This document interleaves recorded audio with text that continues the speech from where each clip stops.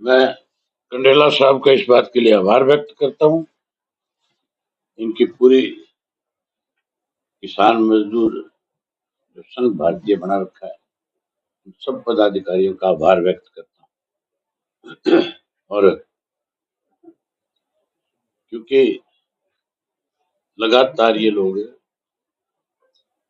संघर्ष करते आए, जब ये किसान आंदोलन चल रहा था या उससे पहले जाट आरक्षण आंदोलन था, मैं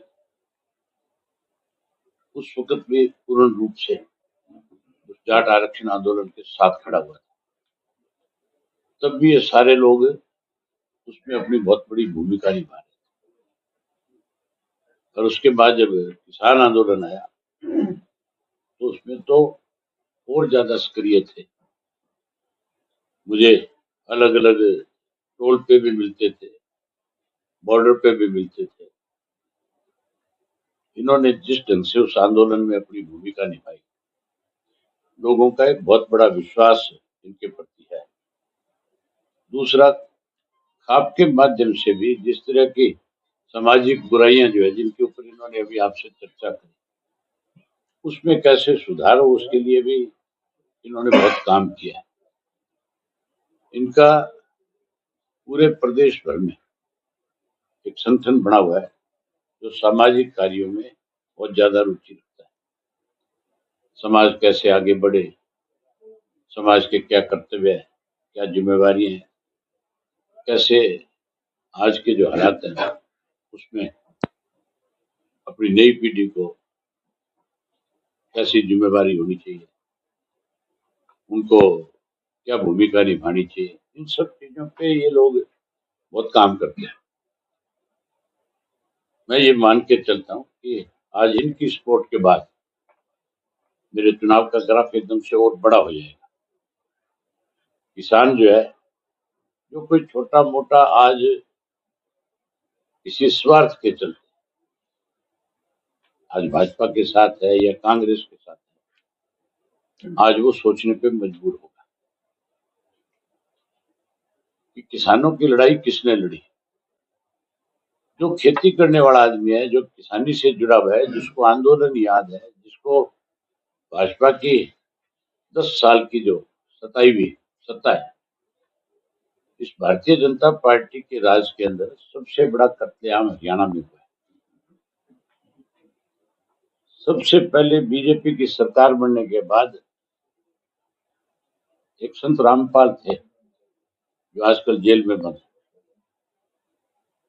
उनके साथ बीजेपी ने, सरकार ने जो है 6 अनुयायी उनका मारने का काम किया, जबकि उनका कोई कसूर नहीं था। उनको सिर्फ कोर्ट में ले जाकर के पुलिस ने हाई कोर्ट के आदेश के मुताबिक उन्हें कोर्ट में पेश करना था। कोर्ट में पेश करने की बजाय, ले जाने की बजाय, पुलिस छावनी तब्दील करी गई वहां। और उनके अनुयायी जो उस बात का विरोध कर रहे थे, उन पर अंधाधुंध गोलियां चला करके 6 लोगों को मौत के घाट उतारा। उसके बाद जाट आरक्षण आंदोलन के दौरान 32 बेकसूर लोगों को मौत के घाटी से सरकार ने उतारा, बीजेपी। उसके बाद जो राम रहीम थे, जब उनको कोर्ट से सजा हो रही थी, जब उनके अनुयायी वहां पहुंचे, तो पहले सरकार ने खुद ने उनको निमंत्रण देकर के बुलाया। उस वक्त शिक्षा मंत्री होते थे रामविलास शर्मा। उनका बयान आया था कि जितने भी लोग अनुयायी आना चाहते हैं, हम उनका स्वागत करेंगे, हम उनके भोजन की व्यवस्था और ठहरने की व्यवस्था करेंगे। जब उनके अनुयायी वहां बड़ी संख्या में पहुंच गए, तो फिर उन लोगों के ऊपर लाठीचार्ज किया गया, गोलियां बरसाई गई, जिससे 40 लोग मारे गए थे और 200 से ज्यादा आज भी लोग लापता है। चौथा जो मामला हुआ वो किसान आंदोलन का। इस सरकार ने 750 लोगों को मरने पे मजबूर कर दिया। सर्दी गर्मी, सरकार की तरफ से कोई व्यवस्था नहीं थी, ना पानी की थी, ना बिजली की थी, ना कोई डॉक्टर्स की थी। उसकी वजह से 750 लोग उस आंदोलन में शहादत दी गई। परमात्मा को प्यारे, ये कातिलों की सरकार है। इस सरकार को हर हालत में जाना होगा और इसके लिए हरियाणा का बच्चा बच्चा तैयार है जो इसको सत्ता से बाहर करेगा। अब की बार 4 जून को जब नतीजे आएंगे 10 सीट जीतने की बात करते हैं, मुझे लगता है इनकी जमानत नहीं बचेगी कई जगह, ऐसे हालात हैं। उदाहरण के तौर पे बता देता हूँ, सरसा में जमानत नहीं बचा पाई, इनकी जमानत जब्त हो गई। कुरुक्षेत्र में भी इनकी जमानत जब्त हो गई। इस तरह के हालात मैं देख रहा हूँ यहाँ।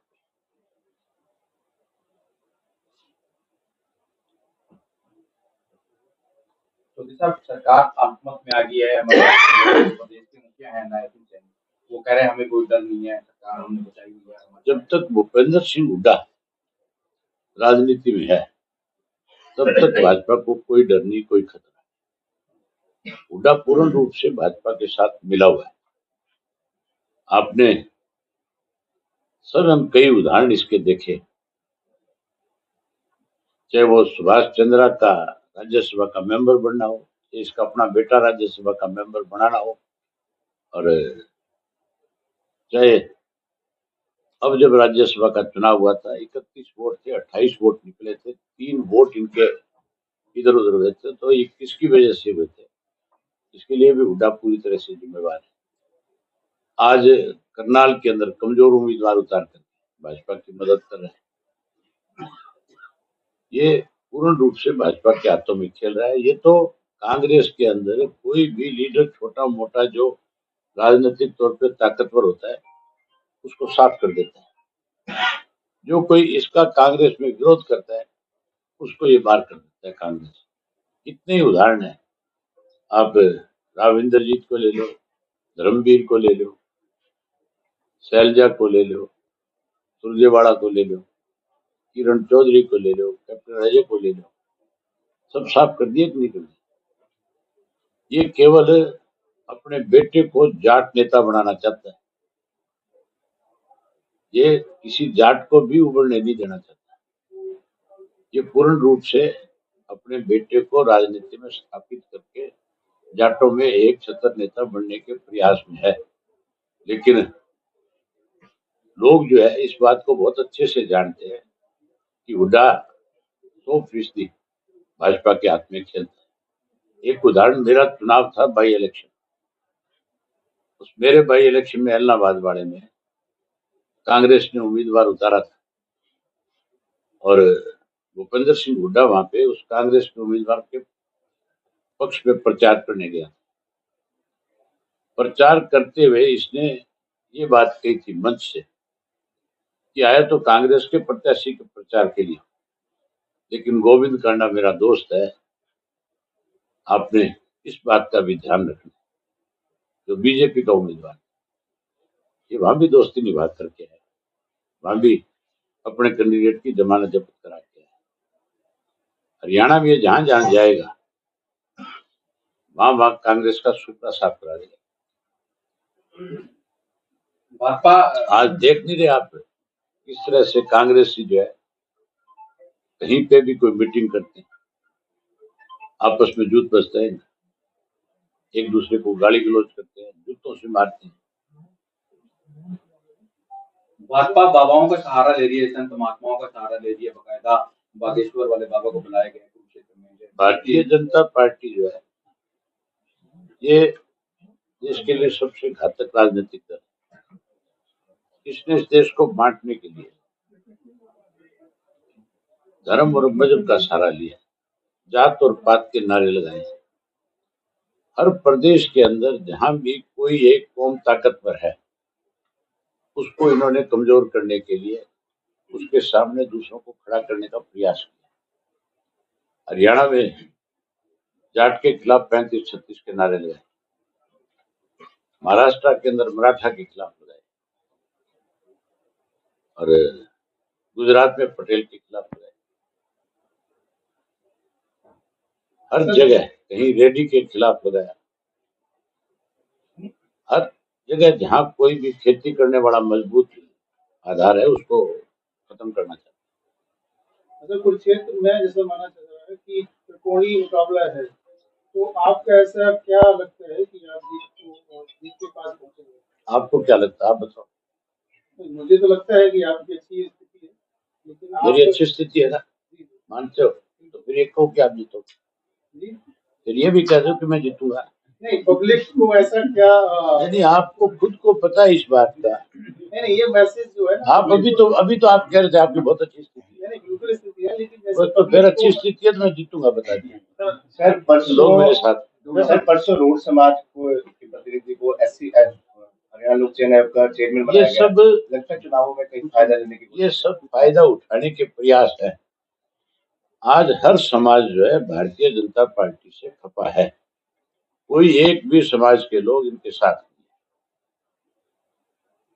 एक्साइज पॉलिसी को लेकर कैबिनेट की बैठक हुई थी, बकायदा कह रहे हैं चुनाव आयोग चुनाव खत्म होने के बाद चेंजिंग लाएंगे, बदलाव लाएंगे। एक्साइज पॉलिसी को लेकर के नहीं, बैठक तो ये सोच करके बुलाई गई थी कि सेशन बुलाना पड़ सकता है, लेकिन जब हुड्डा की तरफ से ये बयान आ गया, इन्होंने जैसे ही मीटिंग बुलाई कैबिनेट की, उसके बाद भूपेंद्र सिंह हुड्डा का बयान है, आप पढ़ सकते हो।